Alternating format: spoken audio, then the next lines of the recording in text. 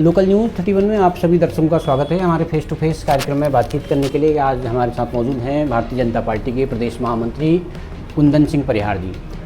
बहुत लंबे समय से उनका राजनीतिक अनुभव है, छात्र जीवन से वो राजनीति में रहे हैं और बागेश्वर के लिए बड़े सौभाग्य की बात थी कि वो प्रदेश महामंत्री के पद तक पहुँचे हैं। उनसे हम बहुत सारे मुद्दों पर बातचीत करेंगे। अभी SIR चल रहा है, चुनाव आयोग उसको करवा रहा है, लेकिन तमाम राजनीतिक दलों ने, विपक्षियों ने उस पर आरोप भी लगाए हैं, तो उनसे बातचीत करेंगे। और निकट भविष्य में विधानसभा के चुनाव होने हैं, तो क्या बीजेपी की रणनीति है और बहुत सारे मुद्दों पर बातचीत करेंगे। सर, आपका स्वागत है हमारे चैनल में। बहुत बहुत धन्यवाद पांडे जी।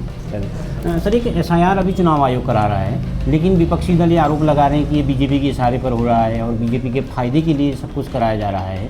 और आपकी तरफ से बड़ा इंटरेस्ट भी उस पर लिया जा रहा है। आपने बूथ कमेटियाँ बनानी शुरू कर दी हैं, बूथों के प्रभारी आप तय कर रहे हैं, तो क्या ऐसे आरोप क्यों लगते हैं, क्या वजह है इसके पीछे सर? देखिए, वर्तमान समय में कांग्रेस की जो भूमिका रही है और जब भी देश हित में कोई निर्णय होता है तो कांग्रेस उसको देश से ना जोड़ करके अपने से जोड़ती है। और देश हित का अगर मुद्दा हो, उससे किसी पार्टी को फ़ायदा पहुँचे नहीं पहुँचे, ये हमारा प्रयास रहना चाहिए कि इसमें देश का मुद्दा है, देश हित में हम इसमें क्या कर सकते हैं। जहाँ तक SIR की बात हुई कि SIR भी कोई पहली बार नहीं हुआ है, इससे पहले भी कई बार SIR हुई है।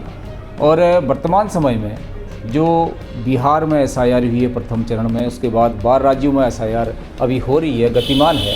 और तीसरे चरण में संभावना ये है कि उत्तराखंड सहित अन्य हिमालयी जो राज्य हैं उसमें SIR की प्रक्रिया संभवतः फरवरी 2026 से प्रारंभ हो जाएगी। और इस क्रम में राज्य निर्वाचन आयोग के साथ भी भारतीय जनता पार्टी के प्रतिनिधि के रूप में मैं वहाँ पर उपस्थित स्वयं रहा। और जो गाइडलाइन उनकी थी कि इसमें BLA-1 राजनीतिक पार्टियों के द्वारा गठन हो, BLA-2 इसमें राजनीतिक पार्टियों के द्वारा गठन हो। और इस क्रम में हमने उनके जो गाइडलाइन थी उसके अनुरूप ही हमने अपने 70 के 70 विधानसभाओं में BLA-1 नियुक्त कर दिए हैं। और 31 दिसंबर से पहले हमारे सभी बूथों में BLA-2 भी नियुक्त हो जाएंगे। सर, जिस तरह से बिहार के नतीजा है, बिहार नतीजे के बाद इस पर विवाद ज़्यादा बढ़ा, तो बताया गया कि 60 लाख मतदाताओं के नाम काटे गए, कुछों के जोड़े गए। फिर बताया, आरोप ये लगा कि बाहरी प्रदेशों से मतदाता वहाँ गए। भारतीय जनता पार्टी के कई नेताओं ने 2 बार वोट करा, दिल्ली भी करा थी, बिहार भी कर दिया, तो इससे ज़्यादा आशंका हुई। तो ये चिंताओं को क्या, या हम उत्तराखंड के परिप्रेक्ष्य में अगर देखें तो क्या उत्तराखंड में इस तरह की शिकायतें नहीं मिलेंगी भविष्य में, ये आप आश्वस्त करते हैं इस बात को लेकर? देखिए, बिहार चुनाव का जहाँ तक संबंध है, बिहार चुनाव में कांग्रेस और उनके जो अन्य गठबंधन अलायंस उनको एक करारी शिकस्त वहाँ पर मिली।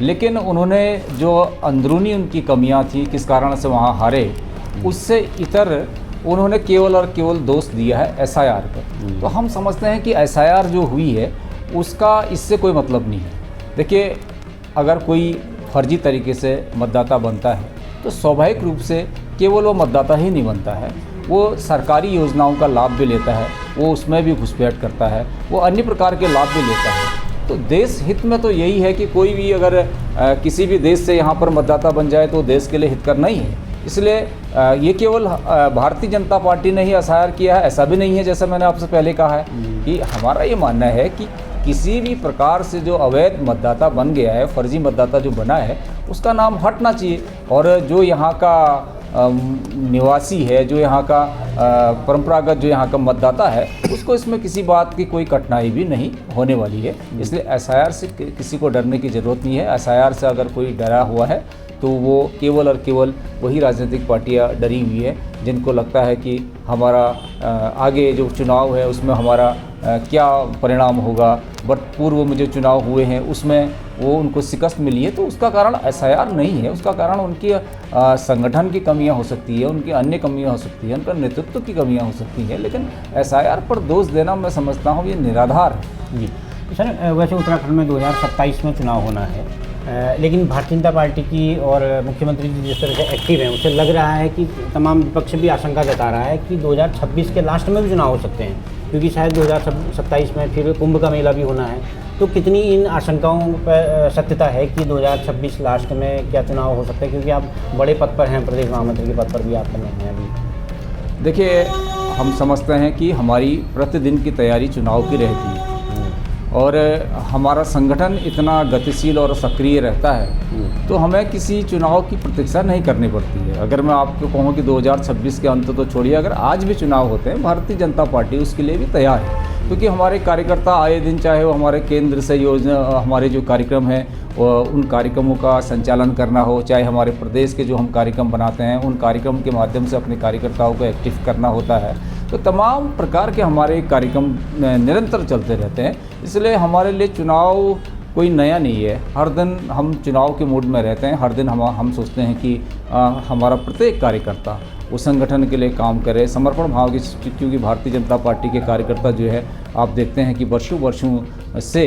प्रतिदिन, ऐसा नहीं है कि साल में हम एक बार अपने कार्यकर्ताओं को सक्रिय करते हैं, प्रतिदिन वो किसी न किसी कार्यक्रम में सहभागिता करते हैं। इसलिए हमारे लिए चुनाव कभी भी हो, हम हर पल चुनाव के लिए तैयार हैं। जी सर, कैबिनेट में भी बहुत सारे पद लंबे समय से रिक्त हैं, करीब 4-5 पद शायद उसमें रिक्त हैं, तो गाहे बगाहे जो है संगठन में भी बात उठती रहती है, कई विधायकों की नाराज़ी आती है कि इसमें उनको भरा जाना चाहिए।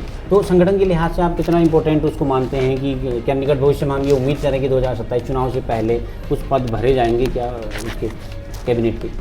देखिए, ये माननीय मुख्यमंत्री जी का विशेषाधिकार है कि कैबिनेट का विस्तार कब करें, लेकिन हम संगठन और हमारे संगठन की सरकार होने के नाते इतना कहना चाहते हैं कि अब आपको जल्दी ही कोई ऐसी सूचना प्राप्त होगी कि जिस दिन हमारे कैबिनेट का जो है विस्तार हो जाएगा। जी सर, बागेश्वर को भी जब चंदन राम दास जी के रूप में एक प्रतिनिधित्व मिला था, लंबे समय से बागेश्वर को पहले प्रतिनिधित्व मिला नहीं था, तो क्या आप उम्मीद करें कि अगर समय निकट भविष्य में विस्तार हो तो क्या बागेश्वर को कि 2 विधानसभाएँ हैं, 2 में से किसी को क्या कैबिनेट में प्रतिनिधित्व मिलेगा?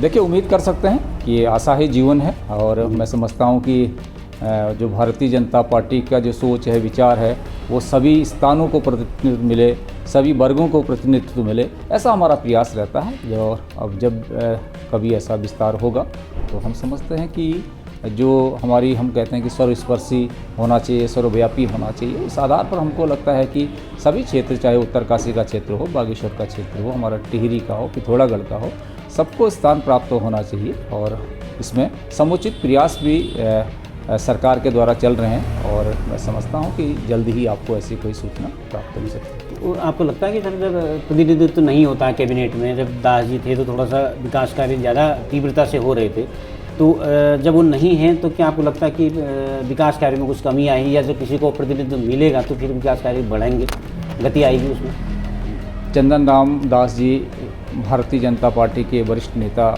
रहे, और वो कैबिनेट में भी उन्होंने न केवल बागेश्वर के लिए बल्कि उत्तराखंड के लिए भी बहुत अच्छे उन्होंने योजनाएं बनाई।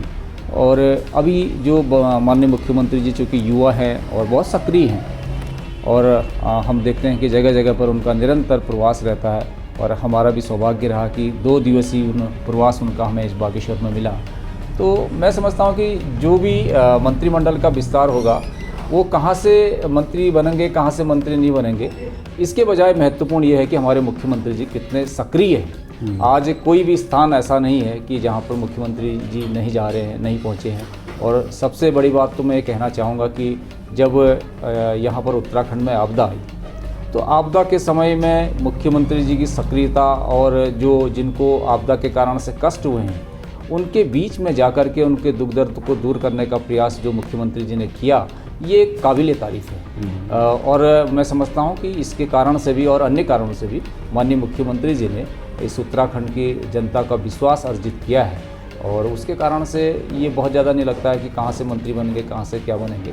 लेकिन हम समझते हैं कि मुख्यमंत्री जी की जो गतिशीलता है वो बहुत शानदार है। पूरे उत्तराखंड के समुचित विकास हो, उनकी दृष्टि है, और जहाँ विकास नहीं पहुँचा है वहाँ विकास पहुँचाने की वो उनका जो प्रयास है वो बहुत सराहनीय। सर, बीते दिनों सीएम साहब बागेश्वर आए, 2 दिन के प्रवास में थे।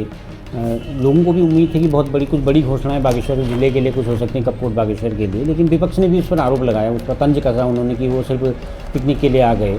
तो क्या निराशा हुई? आप इस दौरे को कितना उपलब्धिपूर्ण मानते हैं और कितनी निराशा जनता में हुई? आप क्या विपक्ष के इस आरोप से इत्तेफाक रखते हैं? जैसे ही हमारे देवभूमि उत्तराखंड के प्रति देश के प्रधानमंत्री माननीय मोदी जी का जो आत्मीय लगाव है, और 16 बार उन्होंने इस उत्तराखंड का जब से प्रधानमंत्री बने हैं तो प्रवास किया है और गाहे बगाहे जो मन की बात का कार्यक्रम है उसमें भी वो उत्तराखंड का जिक्र करते हैं और उन्होंने ये कहा कि जो 21वीं सदी की तीसरा दशक होगा वो उत्तराखंड का होगा। तो एक विशेष लगाव माननीय प्रधानमंत्री जी का उत्तराखंड का है और उसी तरीके से हमारे आदरणीय मुख्यमंत्री श्री पुष्कर सिंह धामी जी का भी इस बागेश्वर से वही लगाव है। हम देखते हैं कि हमने उनके साथ युवा मोर्चा में काम किया। जब वो युवा मोर्चा में प्रदेश के अध्यक्ष थे तो उस समय मैं पहली बार उनके साथ प्रदेश कार्यकारिणी का सदस्य रहा। तो उसमें उनका बागेश्वर में तब से प्रवास, एक एक कार्यकर्ता से परिचित। आज भी हम अगर जाते हैं उनसे मिलने के लिए तो नाम से पूछते हैं कि बागेश्वर में वो कार्यकर्ता कहाँ है, वो क्या है और उस स्थान पर वो समस्या थी उसका समाधान कैसे करना है। तो एक एक चीज़ की, एक एक बात की मुख्यमंत्री जी को इस बागेश्वर से की चिंता रहती है और यहाँ से उनका विशेष लगाव है, क्योंकि यहाँ एक प्रकार से हम कह सकते हैं कि मुख्यमंत्री जी की कर्मस्थली रही है। तो पूर्व में भी उन्होंने इतनी सारी घोषणाएँ की है, अब आवश्यक ये है कि जो सारी घोषणा उन्होंने की है उसको धरातल पर कैसे उतारा जाए। तो यही मुख्यमंत्री जी का प्रयास है कि इसको जल्द से जल्द हम धरातल पर उतारें और बहुत सारी योजनाएं जो उनकी घोषणा इस बागेश्वर जनपद के लिए हुई थी, हमारा सौभाग्य है कि आज वो धरातल पर उतर चुकी है। अनेक कार्यक्रमों का उद्घाटन हो चुका है। तो विपक्ष का ये आरोप लगाना, विपक्ष जब कांग्रेस सत्ता में थी अपने समय में तो कुछ वो कर नहीं पाई और आज जब मुख्यमंत्री जी इतनी सक्रिय होकर के इतनी आत्मीयता से काम कर रहे हैं तो उनको प्रोत्साहन देना चाहिए, उनको मुख्यमंत्री जी का धन्यवाद देना चाहिए कि मुख्यमंत्री जी ने 2 दिन का यहाँ पर प्रवास किया और न केवल प्रवास किया बल्कि एक अनुकरणीय उदाहरण उन्होंने यहाँ से प्रस्तुत किया। वो बाई कार से गरुड़ से लेकर के यहाँ बागेश्वर और बागेश्वर में रात्रि विश्राम, उसके बाद अनेक कार्यक्रमों में यहाँ पर भाग लेना, अनेक संगठनों से यहाँ पर मिलना, जगह जगह स्थान स्थान पर भी उनके स्वागत के लिए जो लोग खड़े हुए थे उनसे भी उन्होंने व्यक्तिगत वार्ता की। कोई ज्ञापन लेके अगर रास्ते में रोड में खड़ा था उनसे भी मुख्यमंत्री जी मिले और 2 दिन का प्रवास उनको यहाँ पर हुआ। गरुड़ से लेकर के कपूर तक उन्होंने बाई कार जा कर के एक एक व्यक्ति की समस्या को सुनने का प्रयास किया। इसमें कांग्रेस को उनकी तारीफ़ करनी चाहिए कि एक अच्छा पहल उन्होंने यहाँ पर किया है और वो भी बागेश्वर से किया है। तो इसमें कांग्रेस लेकिन क्या है कि अपनी निराशा से निकल नहीं पा रही है, उसके कारण से वो लगातार आलोचना करती है। मैं समझता हूँ कि कांग्रेस के लोगों को मुख्यमंत्री जी के प्रयास की प्रशंसा करनी चाहिए, सराहना करनी चाहिए। जी सर, एक आखिरी सवाल आपसे, आप पर भारतीय जनता पार्टी हाईकमान ने बड़ा विश्वास जताया, बहुत बड़ा दायित्व आपको मिला है, प्रदेश महामंत्री जैसे पद का आप हैं, विराजमान हैं। तो क्या निकट भविष्य में ये उम्मीद की जाए कि किसी विधानसभा सीट से 2027 में आपको चुनाव लड़ाया जाए विधानसभा का, तो क्या आपकी भी ये महत्वाकांक्षा है या हाईकमान इतना विश्वास आप पर कर रहा है तो क्या ये उम्मीद की जानी चाहिए कि किसी विधानसभा सीट से आप चुनाव लड़ेंगे? देखिए, इस बागेश्वर की जनता का स्नेह, भगवान बागनाथ जी का आशीर्वाद और मेरे संगठन का मुझ पर विश्वास और निरंतर राष्ट्रीय स्वयंसेवक संघ से लेकर के अखिल भारतीय विद्यार्थी परिषद से लेकर के युवा मोर्चा से लेकर के यहाँ निचले बूथ स्तर के कार्यकर्ता से लेकर के विभिन्न राज्यों में चुनाव का संचालन करने से लेकर के एक मेरे पार्टी ने मुझे इस प्रकार का एक दायित्व दिया है, प्रदेश महामंत्री जैसा महत्वपूर्ण दायित्व दिया है और मेरा पूरा प्रयास है कि मैं संगठन का काम करूं। पार्टी मुझको क्या जिम्मेवारी देती है ये पार्टी का विषय है। मेरा पूरा ध्यान है कि मैं संगठन का व्यक्ति हूं, मैं संगठन का काम करने में मेरी विशेष रुचि रहती है, इसलिए मैं संगठनात्मक काम में अपने आप को ज़्यादा संलिप्त करते हुए हमारा संगठन कैसे मजबूत हो, हमारा 2027 में हमारी कैसे बड़ी विजय हमको प्राप्त हो, हम एक हैट्रिक इस उत्तराखंड में कैसे लगा सकें, उस पर मेरा ध्यान है। मेरा किसी भी विधानसभा चुनाव से लड़ने का कोई मेरी ऐसी मानसिकता नहीं है। मैं समझता हूँ कि केवल और केवल मुझे प्रदेश का महामंत्री का संगठन का अगर जो काम करने का मुझे अवसर दिया गया है तो उस रूप में मैं केवल और केवल अपना संगठन का काम करना चाहता हूं और इसके अतिरिक्त मेरी कोई इच्छा नहीं है, क्योंकि मैं समझता हूं कि मुझ जैसे सामान्य कार्यकर्ता को भारतीय जनता पार्टी ने इतना बड़ा दायित्व दिया है। ये मेरे लिए एक बड़ी सौभाग्य की बात है, एक मेरे लिए बहुत बड़ा अवसर है। इससे अधिक मैं पार्टी से कुछ नहीं चाहता हूँ। अगर पार्टी मुझे इसके बाद कोई भी काम हो, तो छोटा दे बड़ा दे, मैं हर काम को करने के लिए तैयार हूँ, लेकिन चुनाव में मेरी कोई मन में कोई ऐसी बात नहीं है कि मैं कहीं से चुनाव लड़ूँ। केवल और केवल फोकस ये है कि मैं संगठन का काम करूँ, संगठन को मजबूत करूँ और हमारी पार्टी की सरकार तीसरी बार इस उत्तराखंड में सरकार बने, एक बड़ी हैट्रिक हम यहाँ पर जीत की लगाएं, ऐसा मेरा प्रयास है। ठीक। थैंक यू सर, व्यस्त समय से अपनी बातचीत के लिए वक्त निकाला, इसके लिए बहुत बहुत धन्यवाद। धन्यवाद।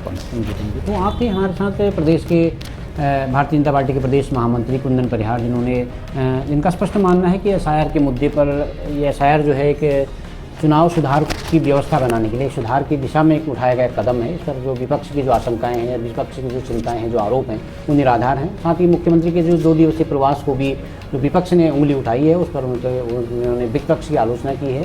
तो उनका मानना है कि प्रदेश लगातार प्रगति कर रहा है और विकास के जो मुद्दे हैं उन पर जो विपक्ष की जो खिसियाहट है वो सामने आती है।